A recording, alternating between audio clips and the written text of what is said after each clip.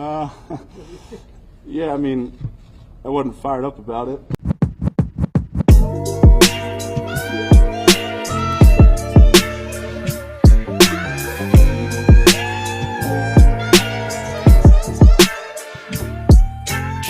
Hello and welcome to Big Dash Knows. Big Dash knows what?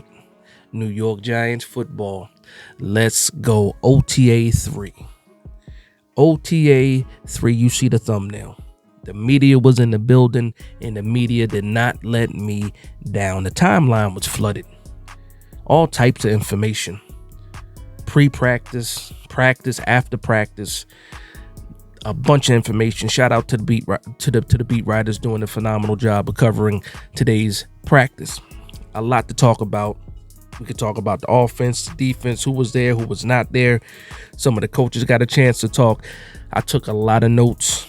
Hopefully this video is not too long, but before we get into that, make sure you hit that like and subscribe button. If you are a New York Giants fan, hit that like and subscribe button. If this is your first time at this channel, hit the like and subscribe button. If this is not your first time at the channel and you are a New York Giants fan, shame on you.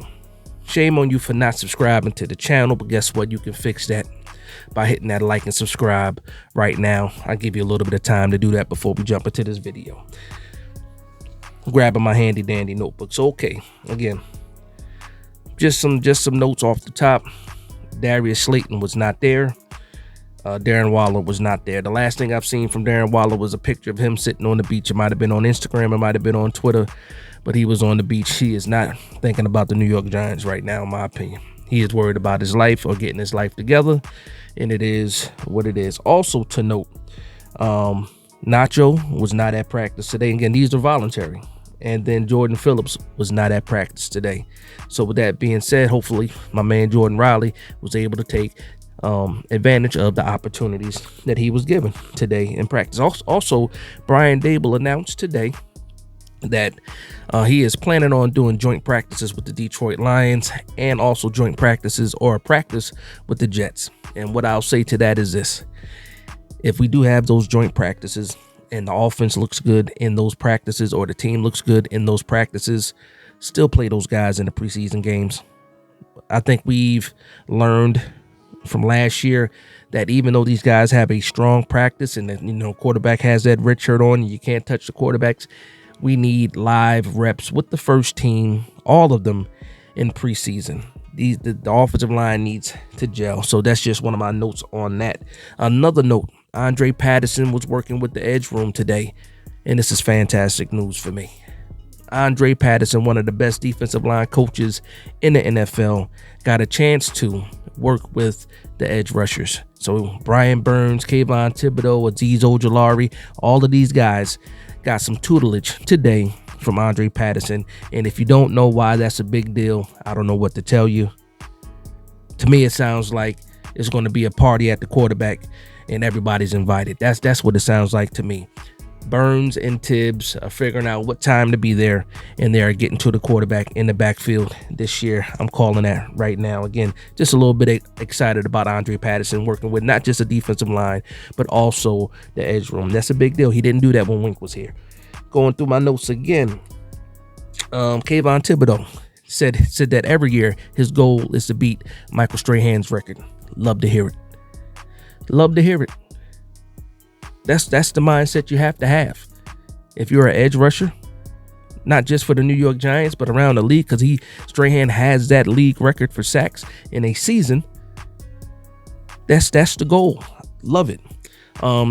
Brian Burns also spoke a little bit about, being happy that he's working with the guys in the room, talking about the edge room. Happy he has somebody across from him like Kayvon Thibodeau. Said it reminds him of when Hassan Reddick came to the Panthers for that short time. And, those guys were able to compete. So I'm happy about that. Said that this team is young and should be good for years to come. So love to hear that. Okay, also, not to forget, the New York Giants are mic'd up for Hard Knocks. So that soundbite is probably going to be on Hard Knocks. And everything like that is probably going to be on Hard Knocks. We saw Joe Shane talking to Brian Burns during the stretching period of the practice before they got going, and I think all that is for the cameras. Joe Shane is on the field a lot, but I normally don't see Joe Shane talking to many players, but I think that might be Hard Knocks related. Whatever, good entertainment, right? All right, so getting back to the offensive line. So I guess it's not just a one-day thing. Again, Illuminors lining up at left guard, Runyon at right guard. This is something that they really want to try to do.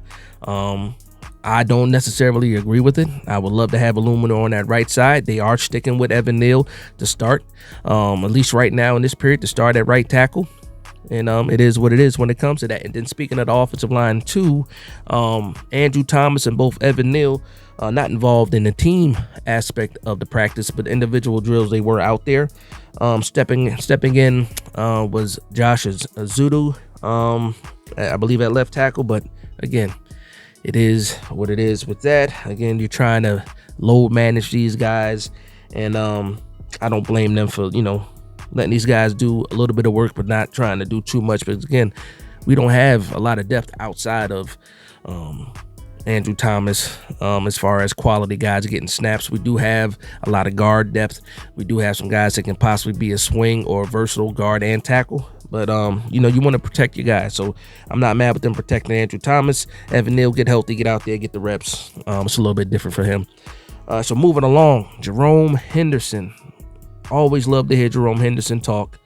Always love to hear his point of view, to see how things are going from his point of view and stuff like that. So the big question, we talking about Jerome Henderson, we talking about the secondary. Cordell Flott. He's echoing what Brian Dable is saying about Cordell Flott right now. And he said, quote, Cordell Flott is CB2 right now. And he also said he expects him to have a good season right now. Get back to that, quote unquote, right now. Obviously, people have Flott penciled in. I am hoping that he can prove that he can be that CB2.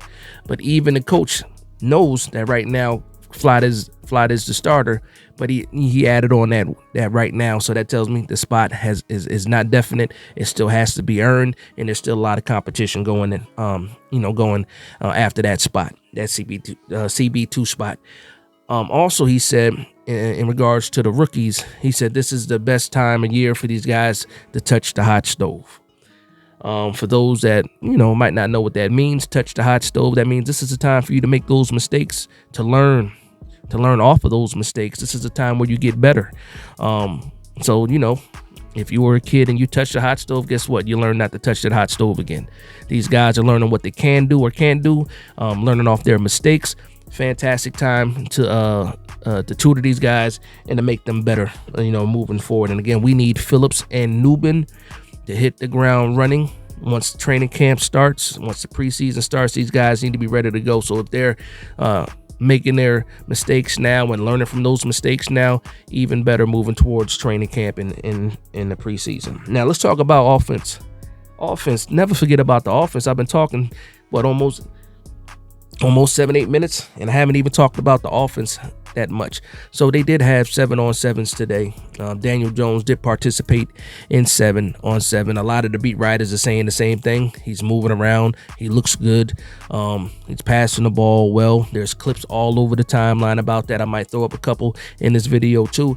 But Daniel Jones is looking the part right now. He's looking good. He's moving good on that repaired knee.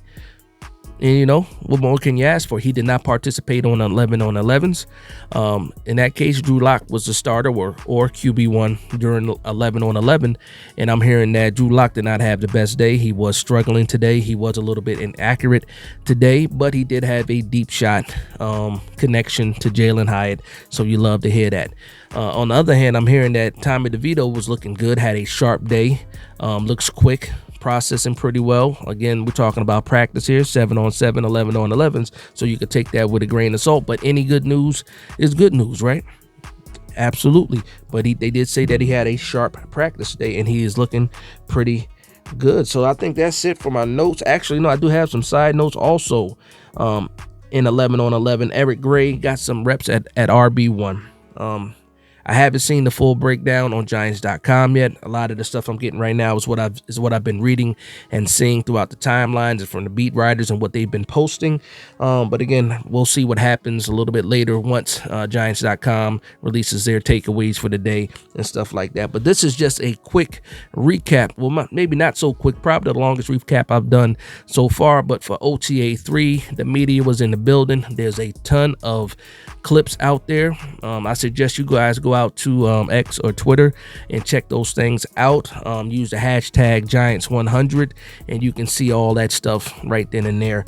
But again, I want to thank everybody for vibing with me. Please like, comment, and subscribe. And from one Giants fan to another, this is Big Dash Knows, Big Blue Nation.